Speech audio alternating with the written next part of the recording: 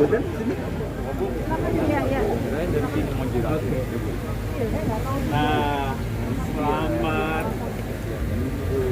ya, ini Mas Dekan Uding ya. Moga Mas Dekan ini yang panas.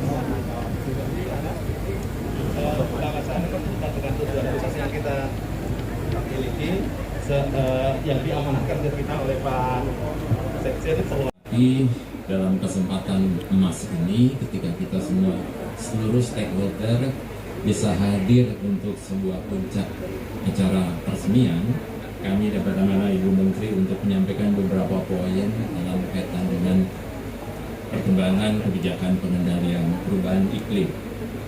Hutan mempunyai peranan penting dalam pengaturan tata air, sumber plasma nutfah, serta berpengaruh besar dalam menjaga kestabilan iklim. Hutan menjadi kunci untuk mitigasi dan adaptasi terhadap perubahan iklim. Nah, ini kata kunci yang kita berada di sini terasa sekali panas, dan ini yang mau kita lakukan aksi mitigasi.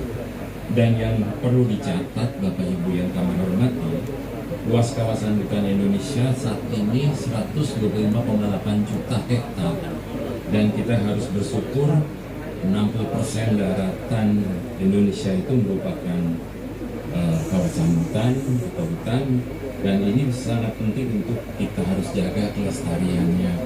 Jadi ketika kita bicara angka, ini Pak Dirjen PKTL pasti akan menerus menjaga legalitas hukum ini, sehingga dalam praktek pelaksanaannya, kalau ada urusan dengan kawasan hutan, teruslah berkoordinasi dengan Menteri LHK dan bertemu dengan Dirjen PKTL dan Direktur Ibu Belinda.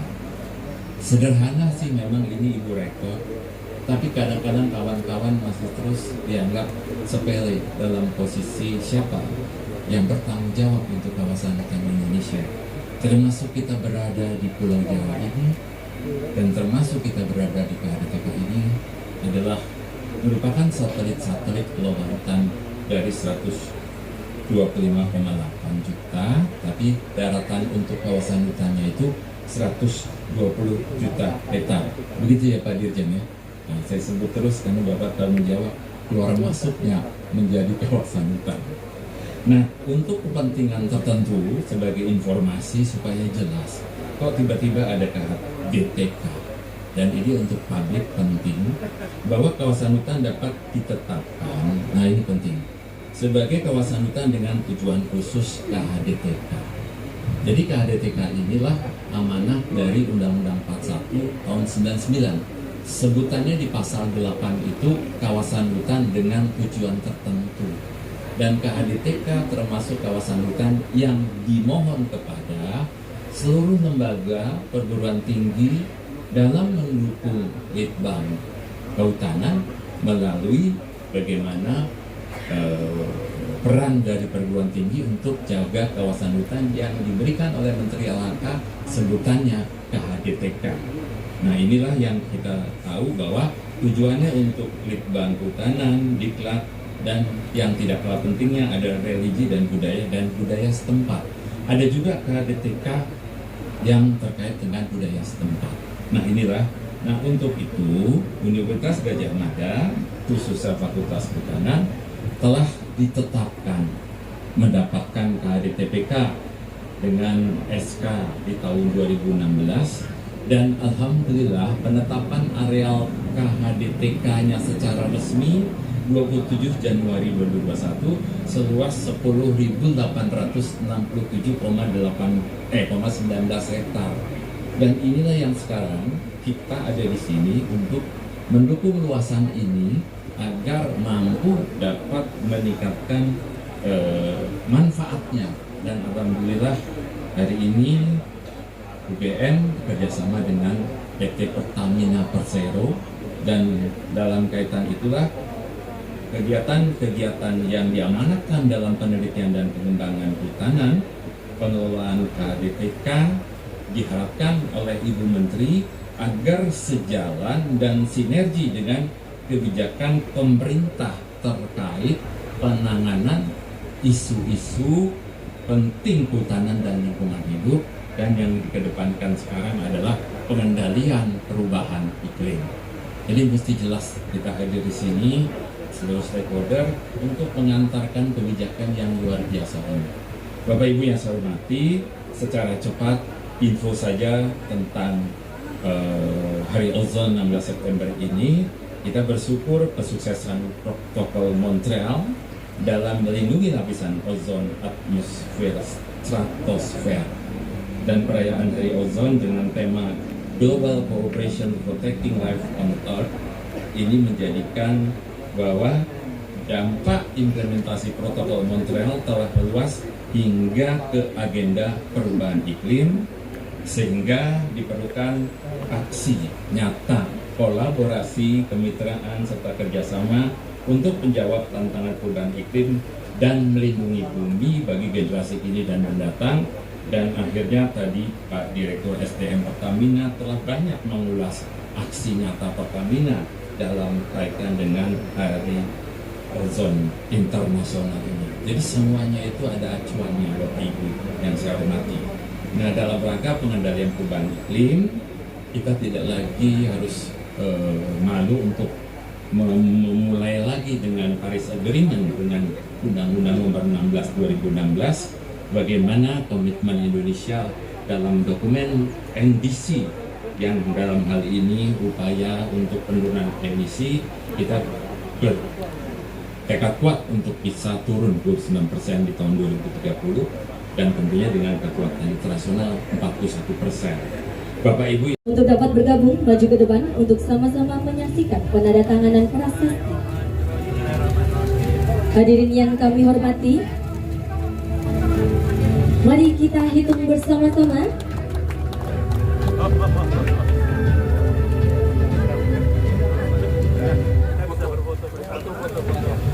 Baik, sekiranya untuk foto bersama, mohon izin untuk Bapak Ibu untuk bukan kayu, pengembangan bioenergi dan terharukan.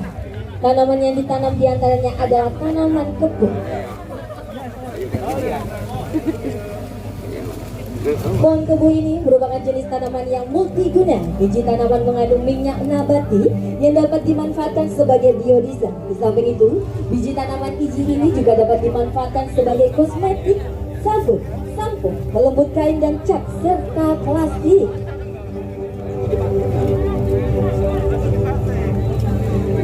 Tanaman gayam. Gayam berasal dari kata ngayuh yang berarti mencari, meraih sesuatu. Kayu pohon gayam juga melambaikan jiwa pendeta. Karena itu dapat dikatakan bahwa pohon gayam melambaikan bahwa manusia harus mempunyai keinginan untuk mencapai keutuhan hidup. Tanaman kluwi, pemanfaatan buah kluwi dan lingkungan sekitarnya. Tanaman dan kualitas kayunya meningkat seiring dengan umur tanaman, menunjukkan bahwa dengan bertambahnya umur kita.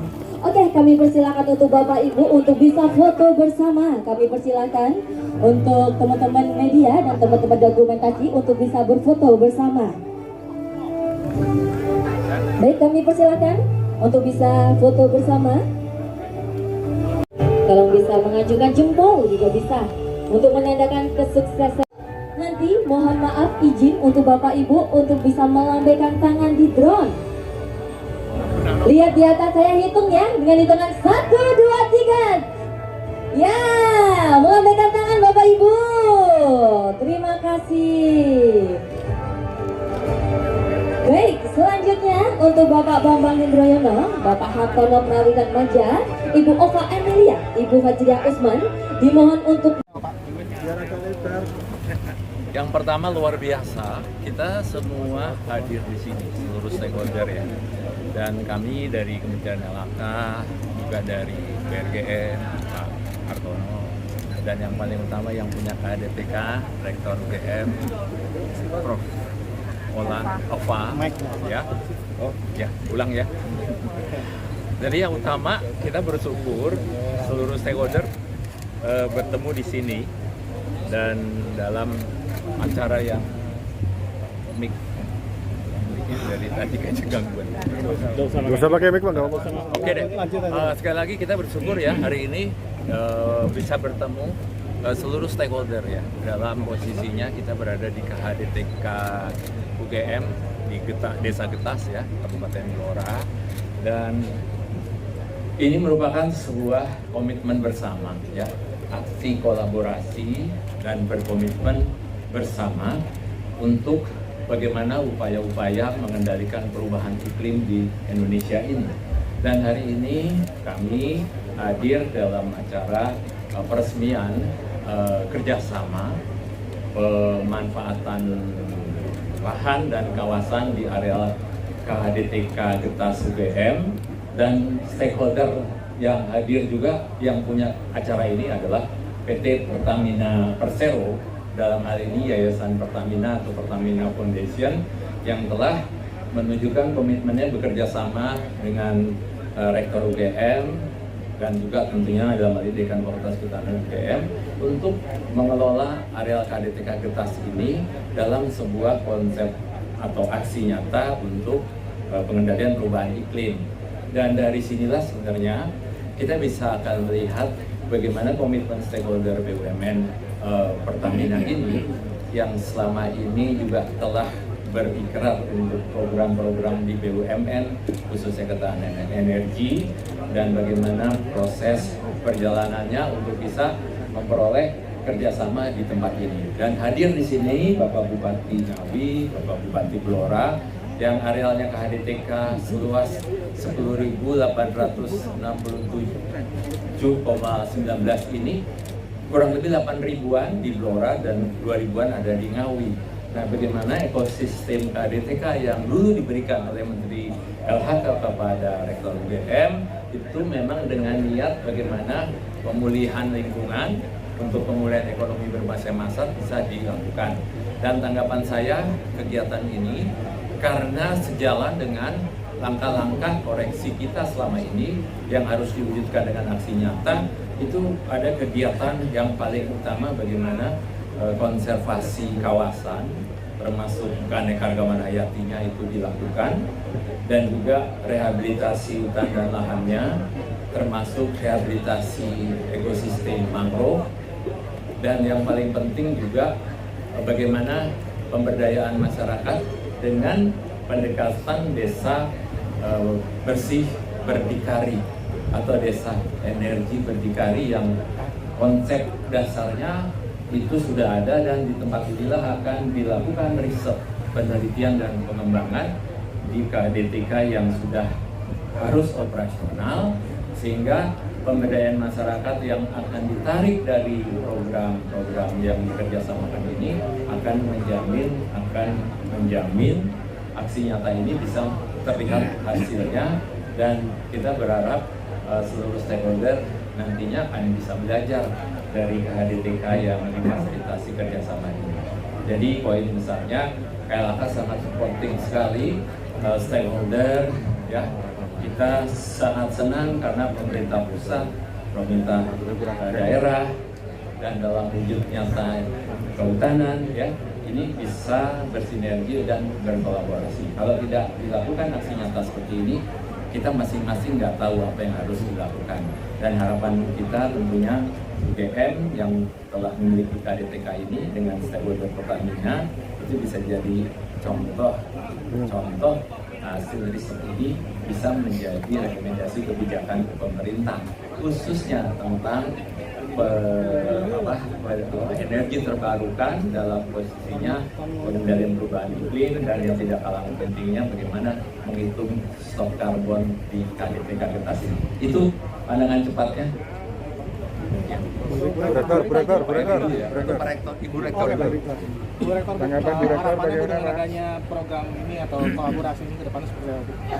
Baik, sebetulnya untuk Universitas Gadjah Mada ini adalah merupakan salah satu bentuk kolaborasi kontribusi dari universitas kepada stakeholders yang terkait. Jadi di sini bertugas adalah sebagai memfasilitasi sekaligus menggunakan apa yang ada di lapangan ini merupakan suatu objek pembelajaran, penelitian dan pengembangan inovasi yang tentunya nantinya akan dikembalikan kepada masyarakat. Dan kami sendiri fokusnya sebetulnya adalah pada 3 hal pokok, yaitu yang di sini yang kaitannya dengan energi dan juga climate change ya, dengan perubahan iklim, tetapi juga ada pokok-pokok yang lain yaitu tentang ketahanan pangan dan juga kesehatan. Jadi secara tidak langsung hal tersebut juga mungkin insya Allah dengan kerjasama seperti ini akan dapat dieksplor problem-problem yang ada langsung di masyarakat dan dapat kita carikan upaya-upaya penyelesaiannya secara nyata. Demikian, terima kasih. Selain program hari ini Pak, untuk dukungan Pertamina pada mencapai nilai bisnis seperti apa? Selain program hari ini, Pertamina punya program, bukan Pertamina ya, ada 267 program yang terdiri dari 4 pohon kira-kira ya. Nah, ini bisa mereduksi emisi karbon 120 ton per tahun. Juga memberdayakan masyarakat 4.783 orang ya. Dan memang harapan kami program ini tetap terus bisa berkelanjutan, tidak hanya hari ini saja, tapi ke depan untuk menjaga dan menuju tujuan net zero emission itu kita bisa melaksanakan program ini bersama.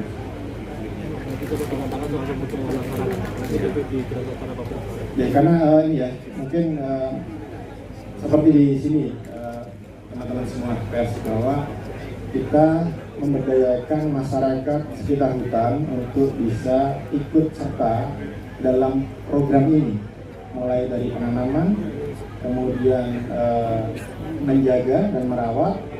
Tentunya nanti kalau ada yang tadi harus memanen juga akan berdayakan orang sekitar dari hutan ini aja gitu. Itu Mas.